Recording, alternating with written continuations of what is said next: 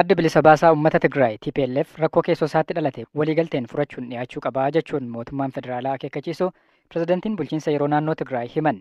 Obbo Geetaachoon haala naannoo Tigraay keessa jiru wixata kaleessaa sabaa himaaleedhaaf ibsa kennaniin qaamoleen TPLF lamatti qoodamee gaggeessaan bulchiinsa siviilii irratti fonqolcha mootummaa gaggeessaa jira jechuudhaan irra deebiidhaan himatan. Waraanni ture xumura argachuu isaatiin booda seera qabeessummaan isaa akka deebi'uuf gaafachaa kan ture TPLF murtoo boordiin filannoo biyyaalessaa akka haaraatti irra deebi'ee akka galmaa'uuf darbe osoo hin fudhatiin hafee kora waliigalaa gaggeessuun isaa keessoo isaatti wal dhibdeen uumame aangawoonni paartichaa qoqqoodamuun isaanii ni yaadatama.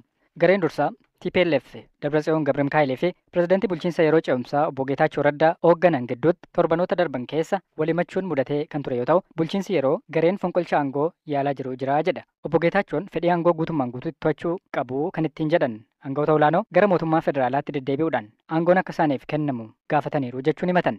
ሰለስተ ጊዜ ኸይዶም ፌደራል መንግስቲ መለሰልና yeroo sadii gara mootummaa federaalaa deemaniiru aangoo nu deebisaa jedhanii kadhachuuf wanti akkas jedhamu hin jiru waliigalaati koottaa jedhaman nuti kan beeknu adda bilisa baasaa uummata Tigraay abaluun dura taa'aa abaluun ammoo dura taa'aa itti aanaa ka itti jedhamedha yaa'ii gaggeessitan nuti hin beeknu jedhaman fedhiin isaanii uummata burjaajessuudha Geetaachoo Abii wajjin waan hojjetuuf baandaadha jedhanii adda baabayitti maqaana balleessaan namoota oolantu Abii aangoo naa kenni jedha hubannaa ni qabuun karaa kanaan aangoo isinii hin kenninu dhaqaatii waliigalaa jedhaman anatu adda bilisa baasaa uummata Tigraay jetta yoo ta'e ani hiree adda bilisa baasaa uummata Tigraay qabadheen gale ana waliin dubbachuu hin qaban finfinnee deemanii nuti adda bilisa baasaa uummata Tigraay isa sirriidha jedhan yoo isaan simatan ani sekondiyyuu hin turu maaliin hojjedha ofiin kaabinee jijjiiruun garuu shiftummaadha.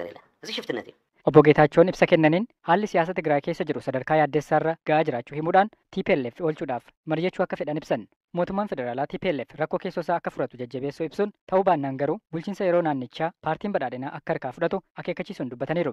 Paartichi mariidhaan rakkoo isaa furachuu yoo hin dandeenye aangoo mootummaa naannichaa badhaadhinni ni qabataa jedhamee itti himameera. Sababiin isaa immoo waliigaltiin Pretooriyaa aangoon TPLF qofaaf hin jedhu jedhan. Waldhibdeen dursaa TPLF fi pirezidantii bulchiinsa yeroo gidduutti ji'oota darban keessa hammaachaa dhufe caasaa bulchiinsa naannichaa sadarkaa garaagaraa keessattis giddu seentummaan hammaachaa akka dhufe bulchiinsa yeroo ibsa torban darbe keessatti eereera. Gareen Dabratsiyooniin durfamu bulchiinsa yeroo irratti himannaa garaagaraa dhiyeessaa kan ture yoo ta'u qaamoleen lachuu humni nageenya naannichaa gama kamirrayyuu osoo hin goriin walaba ta'ee akka turuuf hubachiisaa turan.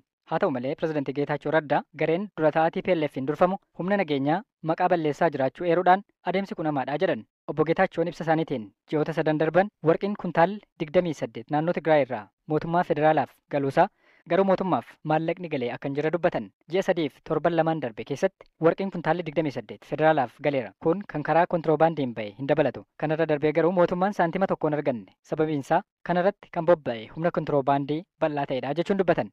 Sochii seeraan alaa kanaan namoonni humnoota Tigraay jalatti argaman hooggantoonni humnoota nageenyaa akkasumas aangawoonni bulchiinsa siivilii keessatti argaman akka keessatti hirmaatan ibsan. Dabalataan warqii baasuudhaaf keemikaalota hojiirra oolaniin qabeenya uumamarra miidhaan ga'aa jiraachuu ibsan.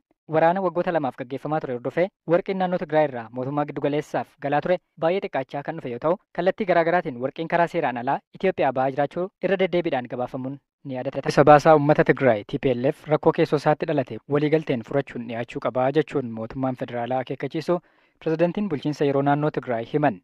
Obbo Geetaachoon haala naannoo Tigraay keessa jiru wixata kaleessaa sabaa himaaleedhaaf ibsa kennaniin qaamoleen TPLF lamatti qoodamee gaggeessaan bulchiinsa siviilii irratti fonqolcha mootummaa gaggeessaa jira jechuudhaan irra deebiidhaan himatan. Waraanni ture xumura argachuu isaatiin booda seera qabeessummaan isaa akka deebi'uuf gaafachaa kan ture TPLF murtoo boordiin filannoo biyyaalessaa akka haaraatti irra deebi'ee akka galmaa'uuf darbe osoo hin fudhatiin hafee kora waliigalaa gaggeessuun isaa keessoo isaatti wal dhibdeen uumame aangawoonni paartichaa qoqqoodamuun isaanii ni yaadatama.